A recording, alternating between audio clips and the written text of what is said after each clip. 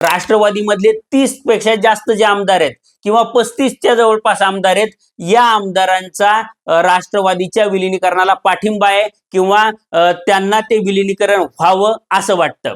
आता राष्ट्रवादीचे जे शीर्षस्थ नेते आहेत किंवा पहिल्या फळीतले नेते आहेत, त्यांचा मात्र या विलिनीकरणाला विरोध आहे. त्यामुळं राष्ट्रवादीमध्ये विलिनीकरणाला सपोर्ट करणारा एक गट आणि विरोध करणारा एक गट असे 2 गट प्रामुख्याने दिसून येत आहेत.